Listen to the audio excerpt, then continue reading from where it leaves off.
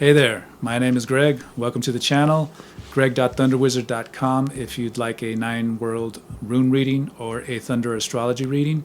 And today I'm going to be talking about the Kendra houses in Vedic astrology, otherwise known as the angular houses or the 4 pillars of the chart, which are houses 1, 4, 7, and 10. So these are the strongest houses in everybody's chart. The foundation of these houses have that movable energy, which is all about being very charged, about taking action. It's any planets that you get in these houses, they're very focused on getting things done. They got precision. They want to really shine their traits onto these houses. So these are the most important houses in everybody's chart. First house really represents your body, your personality, yourself.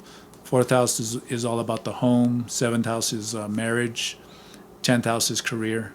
Basically, there's more things about those houses as well. But I wanted to go through the planets so you could know what's going on. When the sun goes into the first house, sun is very strong here in the first house. This makes a person have a big personality, very prideful of themselves. They have a big healthy ego is what they should have. Sometimes it could get out of hand, but they're very driven in career, good leadership quality. They have that light of the sun shining on their personality. So they always have that strong strength about them. Okay, when it gets into the fourth house is not too happy in the fourth house, the sun, because the fourth house is all about the home. Sun is the leader. Sun wants to be the king, giving orders and stuff. Now it's forced to live in the home. So this can create some unhealthy relationships with mother and father, especially the father, since the sun represents the father in everybody's chart. People born with the sun in the fourth house are born after midnight, so they don't have the energy of the sun shining down on them. After they get past their early 30s, that's when the sun starts to gain more strength within themselves. And so that's when the sun starts doing better here and helps them actually in career, comfort in the home, all that kind of stuff. When sun goes into the seventh house too, it's not too comfortable here. Seventh house is all about partnership. It's the original home of Libra. So again, sun wants to be a king, wants to be in charge. So this can create arguments with marriage. It could create a cheater. It could create bad business relationships, legal disputes, stuff like that. But also it could really shine the talents in career. These people could hook up with their spouse in business, and they have that great leadership quality as well. When it goes into the 10th house here, it's really strong. The sun is really driven towards career. They really shine their personality, their talents, everything. They can have good leadership quality right here. So let's go over to the moon. Moon in the first house, this makes a person very self-reflective about their personality. They really are constantly thinking. They have a lot of good logic within themselves. They need to do physical work, physical exercise to really balance their emotions and their mind, to really keep it stimulated and healthy. They want to do that since this represents the body. Again, they're good logical thinking type of people. They have good caring abilities towards other people as well. When the moon gets in the fourth house, this is the best place for the moon. This creates a good family relationships growing up, especially close ties with the mother. And let's see, especially when you become a parent yourself, it really gets a good healthy relationship with the family right here. In the seventh house, it does really pretty good right here too.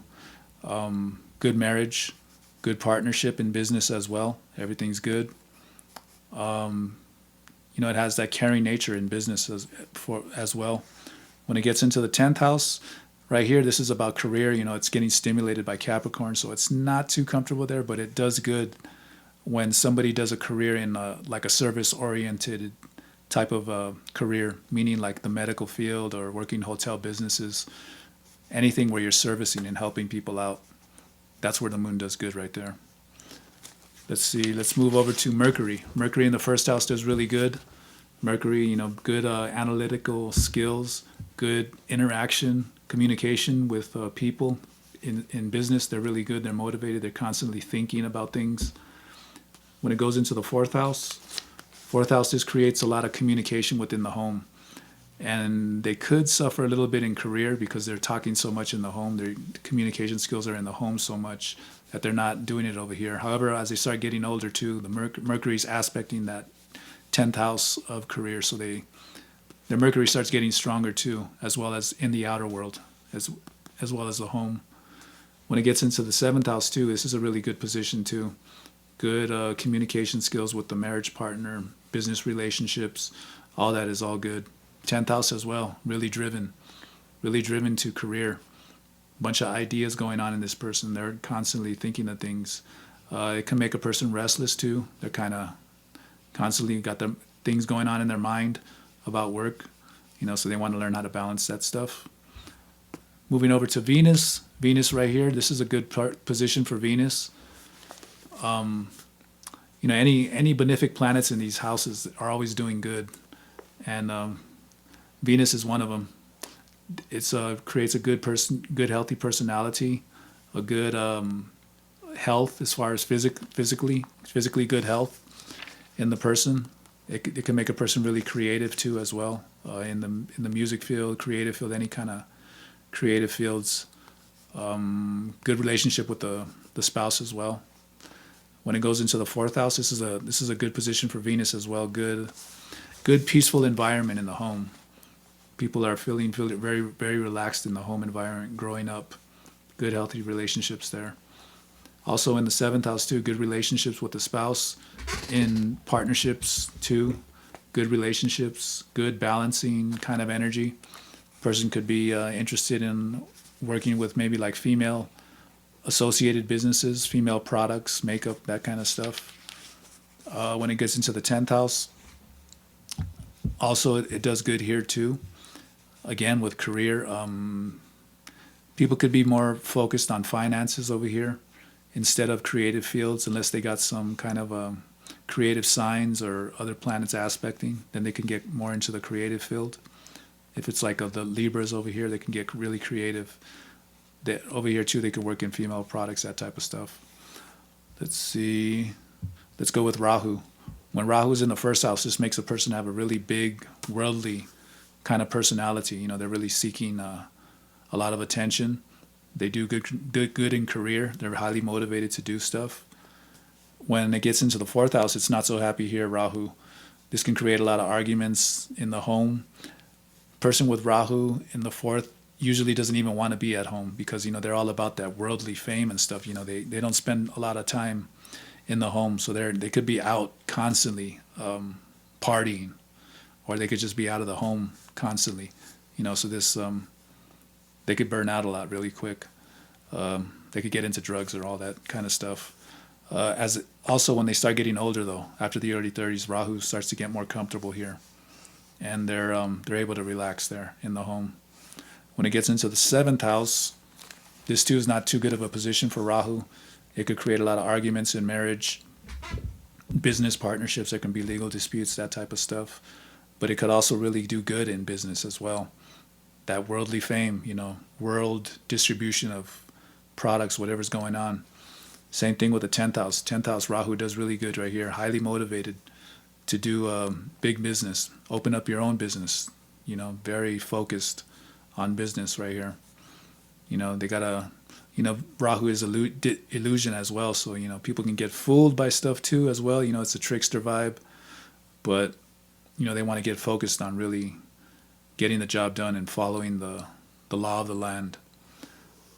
Let's go with Ketu. When Ketu's in the 1st house, this makes a person really, sometimes they could grow up having an underdeveloped personality, or don't want to shine their personality around the crowd of people that they're at, and they could really soak up the energy of other people around them, meaning they lose their own identity when they're around a lot of people, because they have that detachment.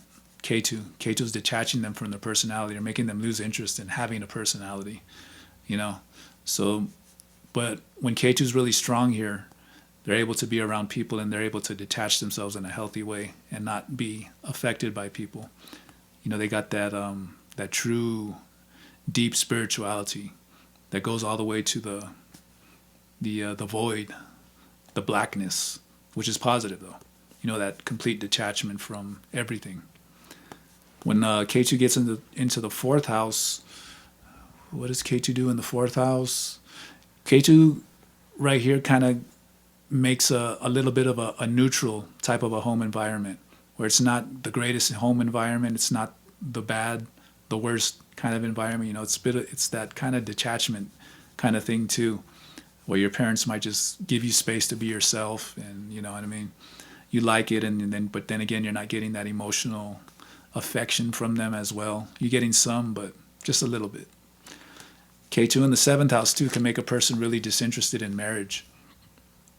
Or when they do get married, they could have difficulty, wanting to communicate. They might withdraw too much.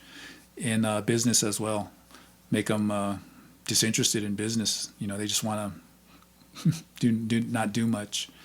But that detachment can be a healthy thing too. When they really are connected to their soul, they can really have that spiritual, that deep knowledge of K2 to shine in business and marriage.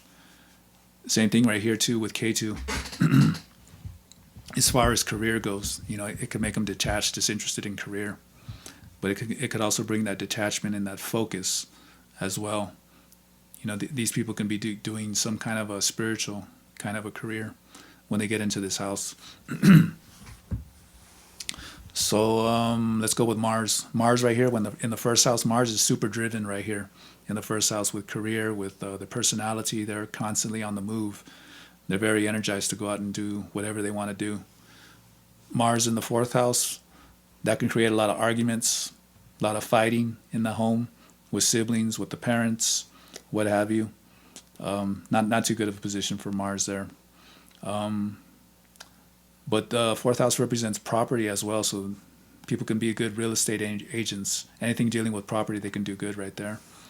In the seventh house as well, creates arguments, conflict with the marriage, with business relationships as well. Also, though, when you empower Mars, though, it's really good at directing your energy, controlling your energy, controlling your sexual energy. Mars over here too can make a person a little too sexually charged, and they can be a cheater. But when they really have that Mars in power, they know how to really direct that sexual energy.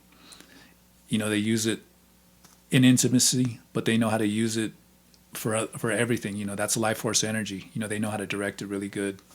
When it gets into the 10th house too, it's really driven. Mars in the 10th house in career, reputation, they're constantly highly motivated, highly energized to get things done. Let's see, what else is left? We got Saturn. Saturn in the first house. This brings a lot of delay in marriage. This can create a lot of obstacles in a person early on in life.